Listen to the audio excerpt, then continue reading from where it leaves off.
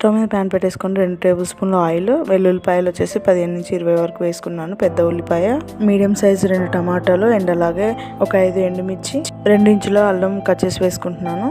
ఎండు కొబ్బరి ముక్కలో ఒక హాఫ్ అనేది యాడ్ చేసుకుంటున్నాను. అండ్ అలాగే 7 నుంచి 8 దాల్చిన చెక్క, లవంగాలు, మిరియాలు అనేది యాడ్ చేసుకుంటున్నాను. ఒక పెద్ద టేబుల్ స్పూన్ అంత గసగసాలు కూడా యాడ్ చేసేసుకొని, పప్పుల పొడి ఉంటుంది కదండి మనం కర్రీస్లోకి వేసుకుంటాం కదా, ఆ పప్పుల పొడి వచ్చేసి ఒక 2 టేబుల్ స్పూన్స్ అనేది యాడ్ చేసుకుంటాను. అన్ని కూడా బాగా మగ్గిన తర్వాత మిక్సీ జార్లోకి తీసుకుంటున్నాను. కొంచెం కొత్తిమీర, 1 స్పూన్ కారం, 1 స్పూన్ ఉప్పు అనేది యాడ్ చేసుకొని లైట్గా వాటర్ పోసుకొని మెత్తటి పేస్ట్లా చేసుకొని పక్కన పెట్టేసుకోవాలి. ఇప్పుడు కర్రీ బౌల్ తీసేసుకొని స్టవ్ మీద పెట్టేసుకొని ఆయిల్, పచ్చిమిర్చి అండ్ అలాగే ఉల్లిపాయలు, కొంచెం పసుపు యాడ్ చేసుకొని చికెన్ మొత్తం యాడ్ చేసేసుకోవాలి. ఇక్కడ ఏంటంటే మన చికెన్ కొంచెం ఒక 50% ఉడికిన తర్వాత తగినంత ఉప్పు, కారం వేసుకొని మనం పేస్ట్ చేసి పెట్టుకుని కూడా ఇందులో యాడ్ చేసుకొని పెద్ద గ్లాస్తోని 1.5 గ్లాస్ వాటర్ అనేది యాడ్ చేసుకోవాలి. మనకి కర్రీ మొత్తం ఆయిల్ పైకి వచ్చేంత వరకు ఉడికించుకోవాలి. ఇదంతా కేజీ చికెన్.